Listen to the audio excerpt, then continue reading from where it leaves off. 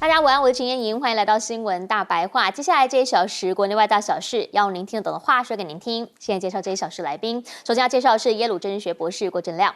大家以及时事评论员张宝珍。大家好，还有淡大战略所教授李大中老师。大家平安。一开始先带大家来看到的是这几天奥运正在比赛当中，好，结果呢，你在网络上看看，对岸是直接刷起来了，为什么？一阵火热啊！因为呢，他们发现哇。100米自由泳竟然拿下了金牌，好，这一位好手呢叫做潘展乐，大家就开始在问，他凭什么打破世界纪录夺得冠军呢？好，原因是因为呢，在这一次的巴黎奥运赛当中，其实呢，他一直以来都是先前包括在世锦赛就已经有先拿下了一个好纪录，打破世界纪录，这一次他是打破他自己100米46秒40。好，他讲了，他说游到一半的时候，其实没有想那么多，那就觉得说别人今天怎么那么慢啊？回头才发现，哇，自己也吓着一跳。为什么会赢？他强调叫做憋着一口气啊，这口气在哪里？后来呢，他其实在场内在接受访问的时候，还有特别提到这件事情，叫做打招呼被无视，教练被故意泼水。他强调昨天其实他们在比那个接力赛的时候，游完的时候，他有跟澳洲的选手啊、美国队的选手跟他们打招呼，他说他根本都不理他然后呢，在训练的时候，他说自己的教练站在岸边，结果呢，其他国的选手的那个翻滚是直接往教练身上溅水花，他的感觉，潘展乐的感觉，好像有点看不起我们的样子。然后问一问，讲，他说这能说吗？就直接问那个记者说，这个东西我适合拿到台面上来讲吗？好，所以呢，讲了这一段话之后，虽然很多人讲说奥运无关乎政治，但是这一段话其实就让大家感受到了，这一次在泳池界确实啦，不管是中国这边啊，又或者是美国或者是西方这一边，感觉就是满满政治味。因为呢，在进入赛场之前，这一位美国的女飞鱼选手啊，叫做雷德基，她在接受媒体访问的时候就有特别提到了，说呢，在当年东京奥运赛的时候，那个时候不是有所谓的中国的泳队，中方的讲法是说他们误食了一些食物，结果呢，里面掺有兴奋剂等等的关系吗？好了，那现在呢，他说现在他到了巴黎之后，发现那些曾使用禁药的运动员，好像也有人会来比赛。他说对他来讲呢，是很难的一件事情。他 going into Paris， 所以他就说，这对他来讲，其实他也不容易嘛。可是呢，在媒体上面报道，有的人呢就直接给他翻译叫做真的很失望。那这个翻译上面是不是真的有到那样的强度？好，这个呢，大家可能有不同的说法或不同的解读。只是过往也真的有这样子的一个画面曾经在奥运场上出现，当时呢，这一位是中国选手孙杨，2019的世锦赛呢，他当时400公尺男子组4连霸，结果站在他旁边的那个澳洲泳将，你看为什么那个高度落差这么大？因为他拒绝上颁奖台。在世界的泳池赛里面，很多人呢对于中方到底这一些选手有没有使用禁药，或者是药检是不是呈现阳性这件事情，他们其实呢很有意见。可是过往大家也要问，是不是大家都同样的标准？因为也曾经有自由称名将阿姆斯壮在谈禁药的时候，他强调自己从来没被抓。这次呢，其实在泳池界里头，这一位本来也认为说呢，是不是有可能可以拿下100米的蝶泳金牌？他的名字呢叫做陈雨菲。好，他现在呢哭这么一件事情登上了微博热搜，最主要原因是因为他强调了，在这一次去到奥运会场前后他被药检的次数，甚至呢有这个清晨被叫起来等等等，他就觉得他们确实有受到一些影响，心理上面、素质上面的一些压力呢，也对他造成了一些的压力。好，可是呢，他之后还有一些比赛，他要继续在进行。大家会问，为什么在运动赛场上面也会有这么浓厚的政治味儿啊？是不是因为过往在这一些的比赛项目当中，其实好像都是白人的天下，比较少看到所谓黄皮肤的人能够拿下金牌，甚至拿下奖牌。至于在跳水的项目的部分呢，这一位真的是好手全红婵，当年呢第一次拿奖的时候才10几岁出头而已，现在再一次的展现水花消失术，在双人10米的跳台上面拿下了金牌。好。过往14岁的时候，每一次讲到全红婵，就要来播一下他当年那个接受访问的可爱画面。先来看看当年的他。性格是怎么样一个人？谢哥性格性格不是谢哥，是性格。性格谁呀？是性格。啥？个性，你的个性。平常是什么风格？平常有什么风格？个性我吗？当年14岁的全红婵，这一次呢，虽然已经呢更加成熟了一些，也是一位非常成熟的选手了，但是呢，那个时候那个很天真无邪的样子，引发非常多人的讨论。中方呢，确实他们在大陆这边培养选手的部分，他们是很全力的灌注，而在一个项目上面，当然呢，很多人对于这一件事情有很多不同的看法，可是他们也培养出了非常多的好手，甚至这些好手呢，现在也到了其他国家来帮忙打球。好，比如说这一次的巴黎奥运，有人说阿嬷打乒乓球，甚至呢还有说骂孙对战。好，这个呢是当这个卢森堡这边来出赛的倪夏莲，还有帮智利出赛的曾智英，这一些其实过往都是来自于中方的老将，现在呢再一次来比奥运赛。场边很多观众帮忙他们欢呼，甚至61岁的倪夏莲呢，那个时候虽然说呢，她挑战女单世界排名第1的孙颖莎，她觉得说呢，被讲骂孙对战就算了，她觉得能够跟那个世界第1的打，她觉得真的很过瘾。但是在出场的时候呢，她心中很激动，那当然因为落败了嘛，她还是流下了几滴眼泪。但是呢，在整场过程当中，大家也看到了那个运动家精神。回过头，我们就想要请教一下亮哥，您怎么样来看这么一件事情了？原因是因为现在中美博弈真的扩大到奥运泳池了吗？好，今天的这个潘展乐讲了这么一番话，其实是蛮有政治味的。潘展乐从今年5月到现在药检也做了21次，那基本上是这样啦，就是2020年东京奥运，那中国确实有一些游泳选手药检阳性嘛，是。那当时他们也不知道什么原因啦，那后来认为可能是吃的东西有问题，那这个当然就是自己没有管理好没有人会故意去吃这种什么，反正就是能够增加你的肌力啊这种食物啦，因为你只要被药检出来，你的得奖就没了，而且你可能会被禁赛是所以没有人会冒这种风险啦。那可是因为2020那个事件。这个欧美还有澳大利亚，因为主要的游泳对手就是美国、加拿大跟澳大利亚嘛，都报道了非常的大了。那当然美国这个选手就留了很深的印象嘛。是。可是不可能禁赛4年嘛，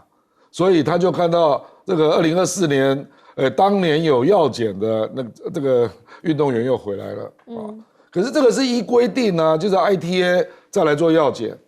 那我觉得中国队这次都没有抗议就是因为有2020年那次的教训所以他就觉得虽然不公平，那我就认了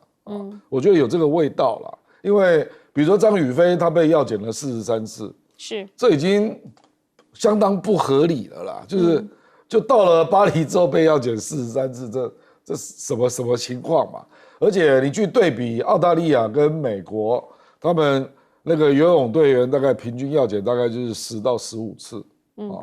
而且通常就是他固定时间，你非配合不可。那有时候是早上5点多就把你叫起床，对，那反正就是他们都配合嘛，所以有的人会受到影响，有的人不会啦。比如说潘展乐他就没受影响他也是接受药检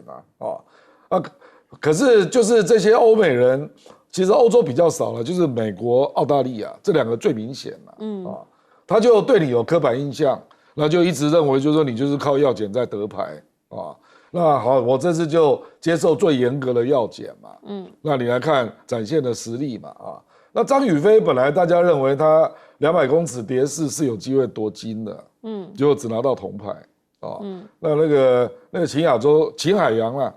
洋的成绩就一落千丈那潘展乐这个真的非常困难，因为这个是100公尺自由式这跟田径100米一样，都是最硬的项目是，其实这个项目能够拿冠军那大概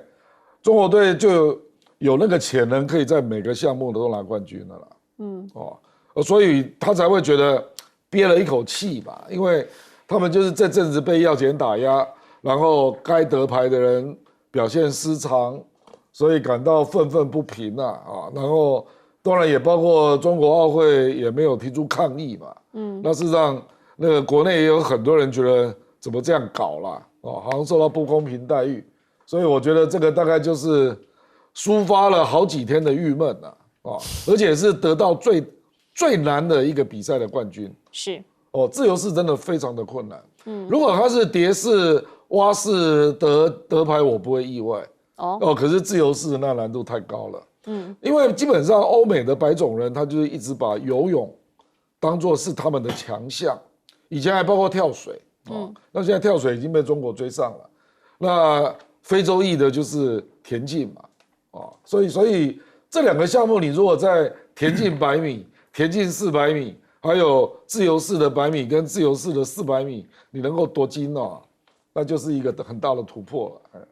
好，确实啦哈，这一次这个潘展乐的成绩，他就说，这个真的是帮他们自己中国游泳史上面刷下了一个蛮新的记录，而且呢是他们自己之前可能也还没有想象能够到那边，他自己个人可能也没想象他能到那边的记录。而张雨霏这一次呢，为什么雨霏别哭？原因是因为呢，在100米这边他摘了铜嘛，那很多人就会认为说，跟药检有没有关系？但是他自己也有特别出来澄清哦，他说药检应该是没有太大影响啦，只是5点被叫起来是有点烦躁了，但他觉得他确实就是还没有完全适应巴黎的，包括时差啊、气候等等，所以会使不出全力。但是100米比完了，还有200米嘛，现在200米也进决赛了，所以呢，他也觉得自己持续在努力。请教大钟老师怎么来看奥运场边的这一些所谓政治话题？对，因为奥运的这个宗旨是团结、和平、友谊啊，公平竞争。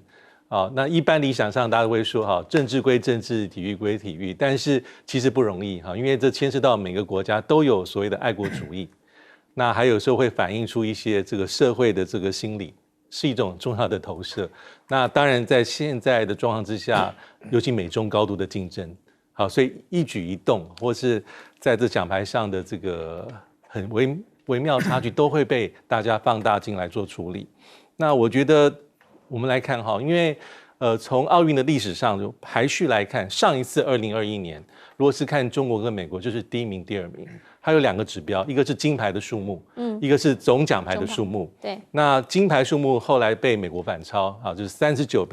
对38，美国仅小胜1面。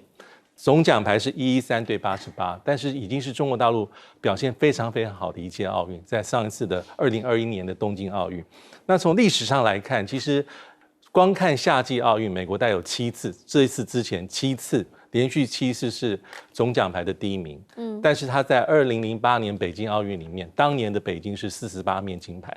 美国36面。那统计到目前为止如果只看夏季奥运，美国还是第1名，而且是遥遥领先对手26、29面总奖牌里面包括了1061面金牌。但是如果是包括冬季奥运一起算的话，因为前几天已经是突破3000，而且是遥遥领先第2名，第2名还到不了1500面。那其次是前苏联1010面奖牌，英国、法国、德国，那中国大陆，因为中国大陆是从1984年开始算起，到现在是636面奖牌。但以这一次这个在赛前有一些国际上的重要的一些体育的职业的一些预测机构有在预测，大体上来看，美国可能还是会有小幅的领先不管从总奖牌的数目或是从金牌的数目来看，但是因为还有好几天还没有到完全结束，所以最后鹿死谁手，其实还是很难做判知，很难做判断。但应该是说我觉得在目前为止，要把这个奥运完完全全跟体育，政治体育完全分离很难，因为这一次，比如说俄乌战争还没结束，我们也知道，像俄罗斯跟白俄罗斯选手是用独立的、自由的人士参加，但是它的规模已经比上一次小非常多。再不用说以哈冲突，有部分的国家曾经想要去抵制以色列，但没有成功所以很难完全做抽离。是，请教一下江老师。好，提到说澳洲和美国队的选手啦，好像对中国队有一些小动作表示不满其实，在过去也有，俄乌战争爆发以后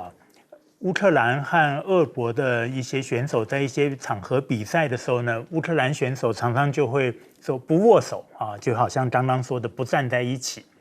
其实我看这个是有点过度的表达他的抗议，因为他们虽然代表一个国家，但是进了赛场之后，毕竟是代表你自己作为一个个别的选手来参赛啊。其实对方不论是哪一个国家呢，不必要这么大动作的来表达好像你的不满，因为你不满的是他的国家、他的政治人物，但是对于他这个选手，你何必用这种态度来表达？那最后这边有提到说，有一些中国选手代表其他国家去出赛啊，好像是成为一个新闻。但是我对这个常常有一个有趣的看法，尤其是看那个田径比赛的竞赛啊，100公尺，你一看呢，整个跑道通常是8到9个跑道嘛，都是黑的啊，都是黑色啊，全部其实它是好几个国家，然后美国的转播的电视台的主播呢，都还会介绍啊，说你看我们的国家的这个代表呢，他是从索马利亚来的，他是为了要投奔自由，要有更好的生活，他来的啊。那我就常常想，如果索马利亚或者是其他非洲国家的这些选手，全部跑到世界上好多国家去了，假设9个跑道的选手，通通都是索马利亚选手规划的，那这个比赛算什么？这是代表国家吗？还是索马利亚的国内的内战比赛啊？所以这一点呢，其实在我的看法，应当国际奥委会应当对这个规划选手要做更严格的来定义才可以。现在我们看篮球比赛也是这样，日本队哎呦怎么搞得出来很多高大个子的黑人或者是白种人然后投球也得分很多韩国也有。那我们台湾呢，篮球队里面也有好几个规划的球员，我们的大专比赛呢也是有这样规划球员，这到底好不好到底是不是一个正确方法？国际奥委会当然有它的规定，都是合乎规定的，但是呢，我自己对这样的方式我是存质疑的态度的。是，其实呢，在国际间，现在大家还关注些什么样的话题？当然看到昨天这应该是头版头了，这个是哈马斯的首脑，现在说的在伊朗这边，他其实是去参加活动的，结果呢，作为宾客竟然就在德黑兰这里遇刺身亡了。整体事件呢，现在可能会引发加萨走廊这里的战事升级，而且呢，他们哈马斯的声明是强调，这是在一次阴险的犹太复国主义袭击中上阵意思就是袭击他们首脑的是不是就是以色列？好了，不止哈尼亚，现在呢，伊朗的顾问真主党的顾问说，也通通都遇害了，这里面全部直指都跟以色列有关系。所以现在呢，在伊朗这边最高领袖哈米尼就直接讲了，要报仇，要直接攻击以色列。传出说啦，有可能他们会是对特拉维夫海法这边的军事目标来下手可能是飞弹，可能是无人机，不知道。但是呢，他们特别提及会避免对民用的目标攻击。但是到底是不是以色列？那塔利亚胡这边没有松口，他只讲说呢，他们目前是对伊朗的生死存亡之战，他不会屈服结束战事的声音。好，可是呢，美联社这里的讲法是说，如果是以色列的情报机构来从事暗杀的话，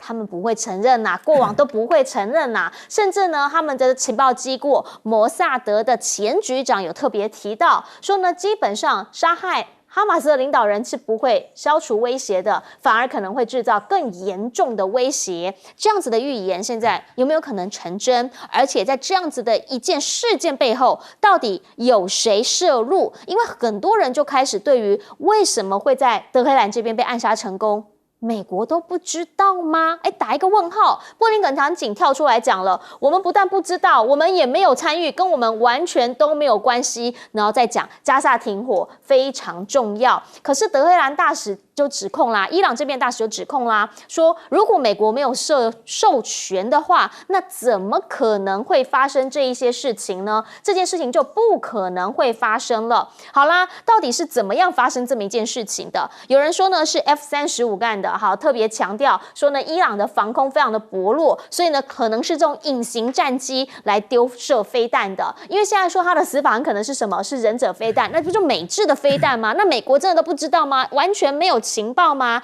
也有人说，现在呢有可能它其实是枪击，好，各种说法都有。现在大家只担心这么一件事，就是会不会造成加萨走廊的战事升温？因为呢，到目前除了中东之外，对于美国来说，他们也要慎防在印太这一边的中俄朝动作。好，现在呢看到了2架的图95轰炸机直接在日本海的公海飞行，甚至还传出有多个舰队都要大规模的来演习，而且这个时间长度超过10个小时，让日本是直接拉警报了。中俄的军事联合行动会增加，南海这里呢，让菲律宾也非常的瑟瑟发抖，所以呢，找了这个菲律宾来开会的时候，就直接跟他们讲，给你5亿美元的军援。欧盟这里也说要来支持他们的海上的一些安全能力、防卫能力等等。坎贝尔他们的副国务卿讲得更直接了。你以为中俄真的会这么紧密的站在一起吗？他告诉你，他们其实中间还是有些摩擦的啦。一个是什么？是因为俄罗斯跟北韩增加了合作嘛。另一个是你以为普京现在什么都要听习近平的？他认为普京即便处于劣势，仍旧能够有效的操纵中国。好。与此同时，就出现了这么样一个新闻了，说是韩国这边的一个国情院的讯息，指出北韩的金正恩下令驻中国的外交官可以不甩北京。内文当中呢，就直接提到说，告诉他们不要对中国察言观色，有可能就是因为金正恩呢才刚刚跟这个俄罗斯这边签署了所谓的全面战略伙伴关系条例，所以呢，胆子就放大了吗？翅膀就变硬了吗？就开始宣布上述的消息了吗？这是大家在国际观察当中想要问的未来情势变化。首先请教一下亮哥，在中东这边的情势变化，因为呢，这一位其实呢，他一直以来哈尼亚都是比较温和派的，甚至他是在主导能够让双方和谈的，而且现在在伊朗这边遇刺身亡，这还谈得下去？战事会升级吗？如果真的是以色列干的，就表示纳坦雅胡是反对和谈的，因为他事实上就是一直都待在卡达嘛，那从那边来接触西方啦，甚至是其他国家的代表，是，那当然也包括募款啊，那基本上如果他被杀，而且真的是摩萨德杀的啊，那就表示。他的任务就是要把哈马斯的所有的精英全部杀死，那哈尼亚当然是其中之一啊。对，事实上他大部分的那个黑名单上面的领导人我认为大概已经杀了大概快80%了，那重点是他怎么界定战争的胜利啦？因为以色列如果把它界定为是哈马斯的整体消灭，那这样就很麻烦了。如果你是界定为比如说10大领导人的消灭，那这不一样啊，那这个战争就有望结束啊。但也还没看到那份名单呢。有啦，那个名单很多人都知道了。对，那大家是没有想到会杀哈尼亚了，那结果这样的人也被杀了。那个这个事情爆发，那个伊朗的国安的那个防御的能力，让人家觉得是个笑话了。你邀请贵宾到你的国家，结果在旅馆里面被炸死，是，这简直是不可思议啊！所以伊朗现在当然是极端没面子啊。可是这个情况就跟上次一样，就是他已经下令3天内要做报复，可是是怎样的报复？因为上次的报复你还记不记得？他就是象征性的就打到特拉维夫，就算打到了所以我觉得是这样了，就是以色列也说他内阁会议通过要报复黎巴嫩真主党啊，对，可是你也没看到大规模的战争啊，目前就是有人死伤没有错，可是规模不大，是，所以如果是停留在这里，我就觉得还好啦，因为这个就是现状啊，现状本来就是这样啊，那如果有进一步的动作，那我觉得关键的人会是贺锦丽了。因为贺锦丽无论如何不希望这个战争扩大，那因为接下来美国大学就要开学了，美国8月下旬就陆续开学，那学生如果再来搭帐篷，你怎么办？那你贺锦丽怎么选呢？除非伊朗啊，还有伊朗的相关的什叶派民兵有意要帮川普竞选那他们就会把这个战争弄大了。哦，所以我跟你讲啊，我认为会卷进美国的总统大选嘛，因为这2个人差距实在太小了，所以就变成说，中东的，因为拜登，你看他最近又讲嘛，说他本来就希望用他的剩余任期，让中东的和平可以达到嘛，那结果他现在不选嘛，所以人家也不认为你有权利，就变得有点尴尬啊。可是站在民主党的角度是，无论如何不希望中东战争继续扩大，因为这样阿拉伯裔一定会非常反弹嘛。那刚好有一个关键州叫 Michigan 啊，阿拉伯裔的人口有 1.5%，那可能你就会导致这个州输掉啊。所以我是觉得，我们首先要先观察啦，就是报复的规模到底是怎样那有没有意义要展开更大规模的战争？目前没看到那可能也是导弹攻击、无人机攻击。那如果这样，就是设限在一定的范围内是。那可是如果是前者就是规模弄大了，那美国怎么办因为毕竟民主党还是执政那我认为贺锦丽就会面临很大的压力。我觉得学生，你知道接近选举学生会立刻表态的，所以8月中之后，我觉得就会跟学潮又卷在一起。如果中东战争不能和缓的话啦，那现在没有办法做判断了，我只能跟你讲有这几种可能性那川普大概就是希望战争大一点。请教一下大中老师怎么看？对，因为我觉得现在中东的局势以哈的冲突都搅在一起，看起来短期之内，我觉得并没有办法把它往下走，就是把它降温因为变数很多。那哈尼亚被击杀，一开始讯息是混乱的，因为一般按照常理猜测在这个伊朗的这住所或是旅馆，应该是被特工嘛或情报人员，但现在传出来说是被飞弹击杀，对，这就有点匪夷所思。对在伊朗自己的土地里面，你上次不一样上次是在4月1号，是以色列空袭叙利亚首都大马士革的伊朗大使馆，对，毕竟是在伊朗土地之外，那这一次不同。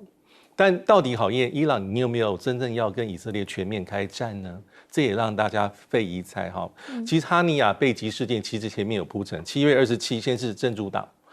这个戈兰高地以色列的儿童12名死亡。那7月30号，以色列发动反攻，打的是当然是这个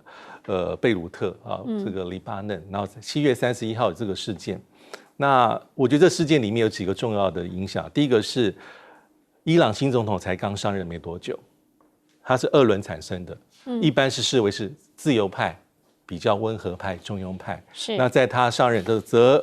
这个泽斯基安上任没多久之后有这个事情，那到底代表什么意思？是要让伊朗离美国更远吗？因为这个泽斯基安这位新总统，他当然还是有强硬的地方，比如说批评美国支持以色列在以哈冲突，但他在竞选期间讲过说，他希望能够改善西方的关系，他希望能够跟美国对话。那这个事情弄了之后，我觉得这样的机会，这个机会之窗可能又慢慢会把它关起来，这第一个。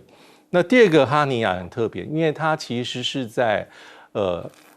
这个加萨走廊外面的所谓的哈马斯领导者，他常年这几年是居住在卡达，那或是在埃及，或是在所谓的这个土耳其，他也应该有参与过前几个月以哈在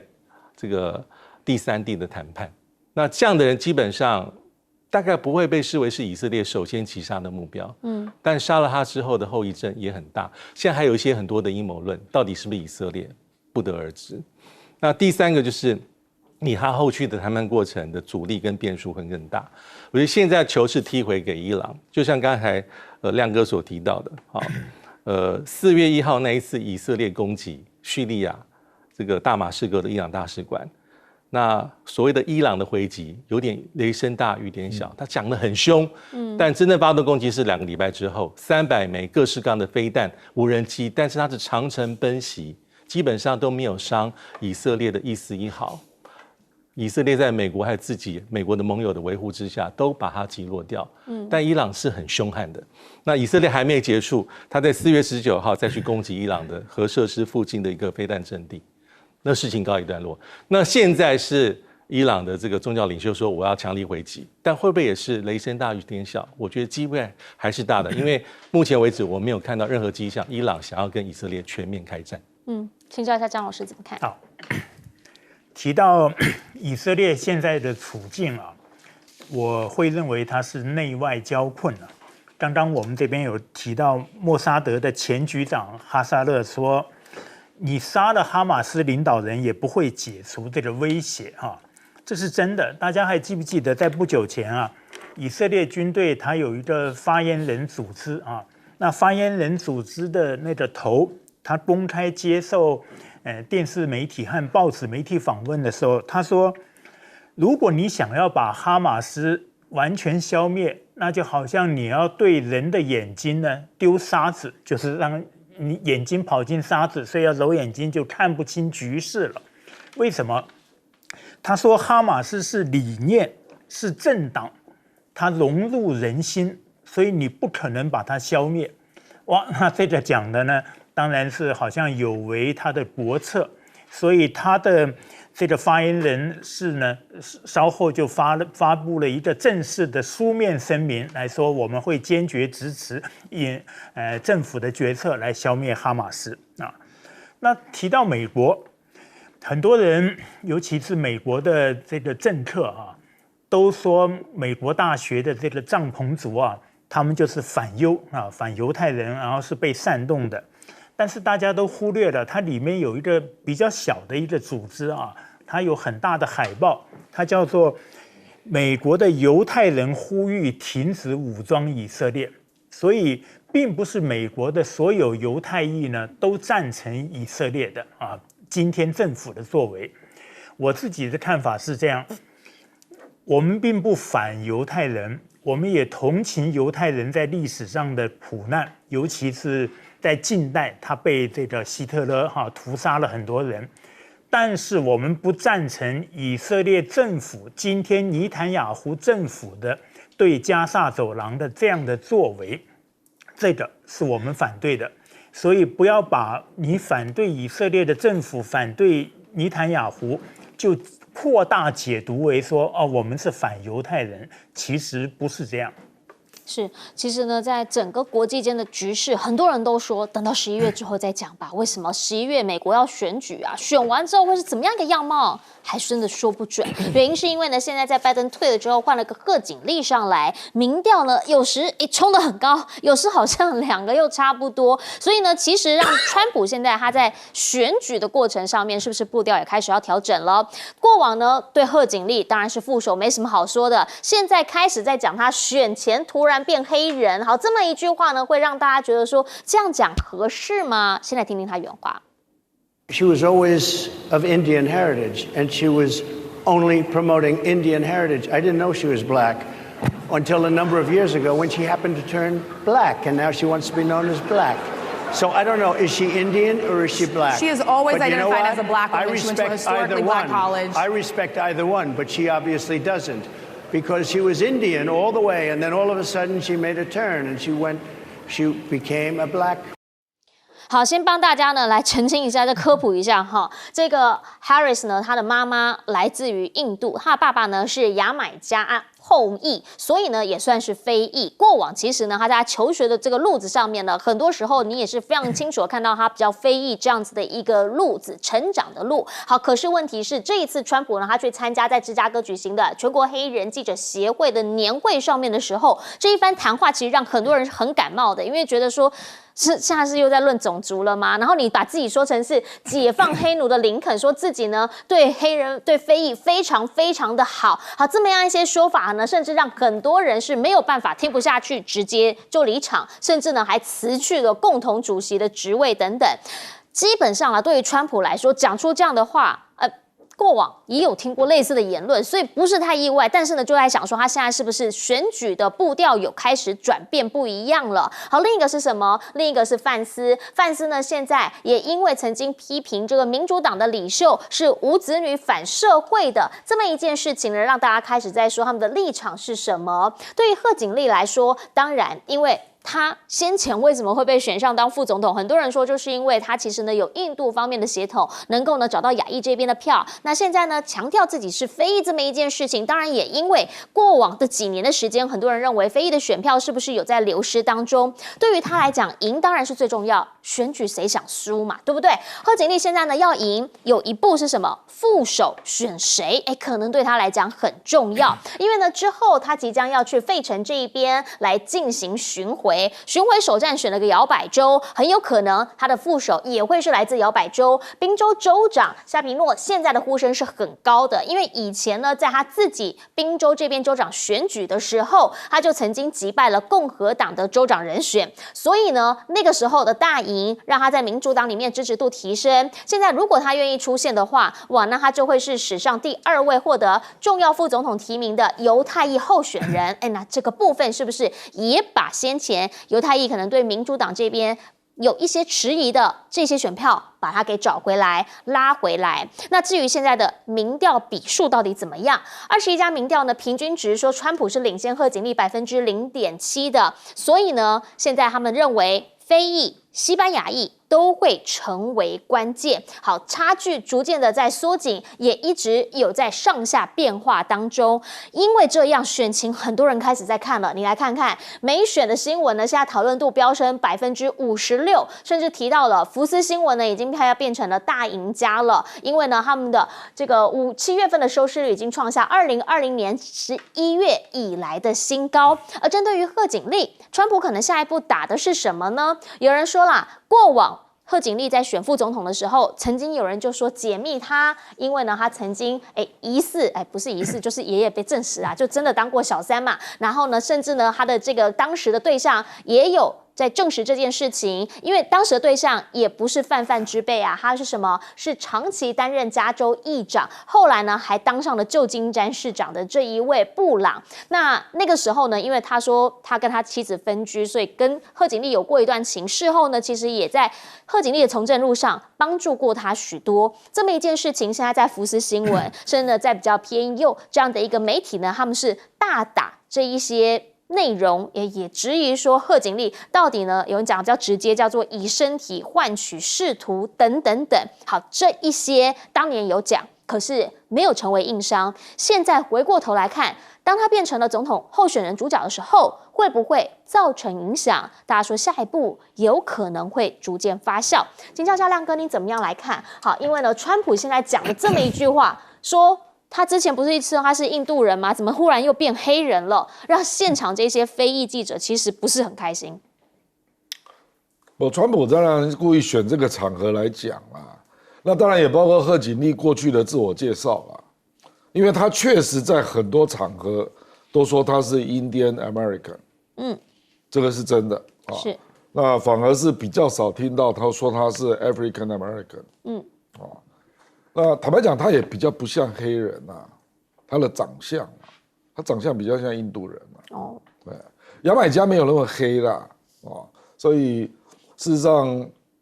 而且坦白说了，他跟他跟奥巴马的那个父母亲，事实上都是精英对，他爸爸是史丹佛大学经济系的教授是所以事实上都是学界的精英。对，他妈妈也好像也是医生嘛，这个生物学家所以川普就是故意的啦。那当然，因为这个场合不是共和党的场嘛，那当然会有一些这个非洲裔的不喜欢这样讲嘛，对不对？事实上，共和党这个包括川普，包括万斯的口不择言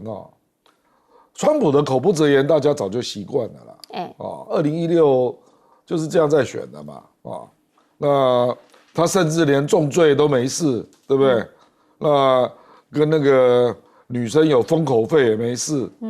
所以我认为这种负面新闻对他的伤害有限了。其实最近伤害比较大的是万斯因为万斯的口不择言已经到了共和党已经难以忍受的程度了。所以目前现在是民主党他还在累积能量嘛，一路到8月19号那个 DNC 要召开那中间8月5号贺锦丽要公布副手，那基本上不管是 Arizona 的 Kelly 那位太空人，或者是宾州的 Shapiro 这个检察官哈，基本上这2个人的形象都比万斯要好，也比他资深，那一般人都认为他们2个都是中间派，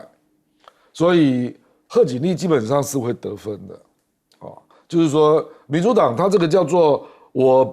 选我跟有意志性的人来做结盟嘛，对，所以你就比较容易得分啦。那你民调如果有1个或到2个百分点的增加，那真的会赢，真的会赢的。所以现在也谣传出了，说川普当初在选副手，根本就觉得自己赢了嘛，因为他还以为他的对手是拜登啊，所以副手对他来讲，他根本不是要加分的，他是要选忠诚的啦，或者是在选接班人的啦，那这次共和党可能有人就会开始紧张了，说范斯要不要换掉？现在是不是要就选举论选举了啊？所以我觉得未来还有蛮多变数的啦。是，如果说民主党是换总统，然后共和党是换副总统，这个选举也太戏剧性了。可是我觉得万斯会这么口不择言、尖酸刻薄，我觉得也出乎很多共和党人的意料之外。比如说你何必去讲人家没生小孩？你何必去讲人家说是猫女主人？你去扯这个干什么嘞？你就得罪一大堆没有生小孩，而且比如说那个爱猫人士啊，爱猫人士啊，这个人数相当多那人家经过那个辛苦，也不是人家有的人是努力在生小孩啊，结果没有小孩啊，所以他惹怒了很多人，都是不经意的。我认为川普不会讲这种类似神经的话，这样是川普的那个讲话还是有一定的缩小范围。那这个是榴弹炮这样，跟地图炮一样乱打这样啊，所以我是觉得我们在看啊，目前就是真的有很多民调，那个7个州，甚至我也看到一个民调说贺锦丽翻了4个州这样，所以很难讲啦。那至于他这个过去，因为那个旧金山市长那个时候没有正式离婚呐，他是分居，对，所以人家就说你就是外遇啊，你就是小三啊，那问题是旧金山的人不 care 啊，旧金山是美国最 liberal 的 city 啊，那加州人可能也比较不在乎啊，可是问题是你现在到美国全国，那美国的保守州可多了。川普也不在乎吧？川普自己记录也不好。川普因为大家已经熟知了，而且贺锦丽是女生，那这一种美国还是有蛮多保守派人士的，男女都有。事实上这个议题已经做很久了，而且那个福斯那个用字有一些我们现在都不太适合在台湾媒体用。对，讲的露骨的啦所以。我觉得这场选举会打得蛮 dirty 的啦，所以后面一定会出现非常多你难以想象的照片，而且还出现了 AI 照片、AI 影片，根本就造假了。那未来一定还会有大量出现这样。套一句这个台湾网络上最喜欢讲的话，叫做"我要看到血流成河"。这一次的美国选举到底会选到什么样的境界？为什么讲境界？因为到目前为止，很多剧情都已经是超乎我们的想象，还有超乎我们过往所看到的历史经验。未来还会有什么惊奇发生？我们先进广告，等等回来听专家评论。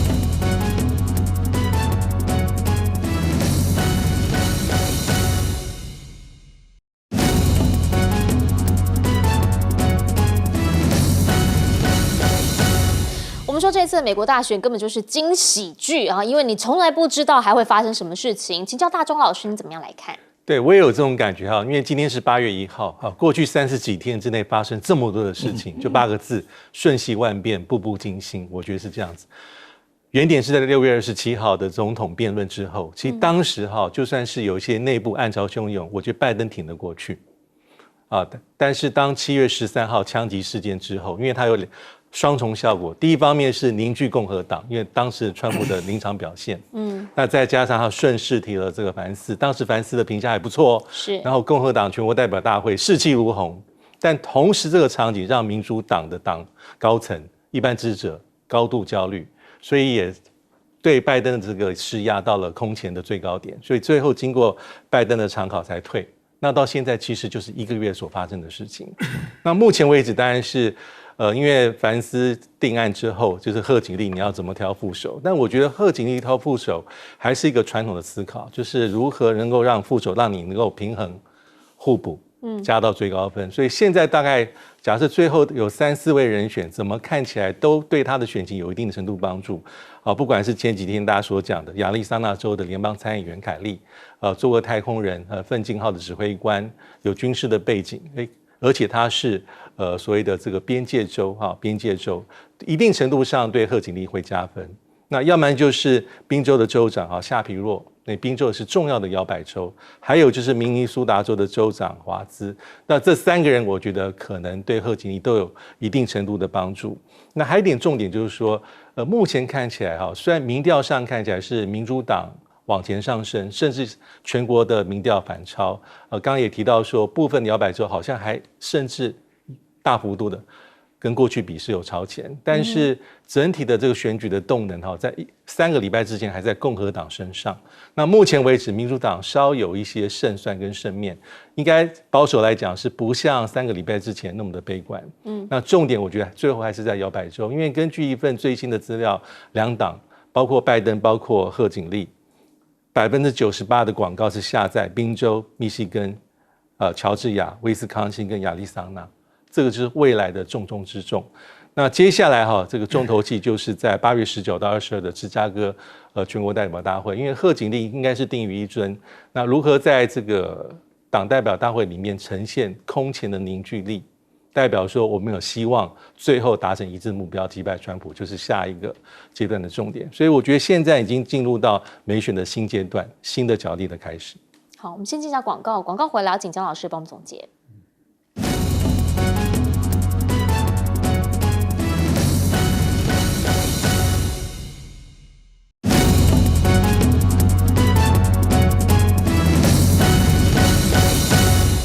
节目最后请姜老师帮我们总结。好，这个范斯刚刚出现的时候，共和党士气如虹，大家对他的好评都很多。后来被揭疮疤就找出来他过去2021年的时候讲的失言的话，嘲笑了没有生小孩而只养猫的女士们。那这还得了？这在放在任何一个国家这绝对都是大失言。那我看到英国的电视台有访问共和党驻英国代表一位男士，问他说：“你怎么看这个范斯？好像现在你们共和党里面呢对他也不满。”那他当然不能公开说不满了他只说范斯按照我们共和党的标准呢，他不是传统的保守主义者conservative， 他是一个 populist。是什么？是民粹主义者这当然呢会让一些我们共和党人会有点失望。不过呢，副总统的影响不大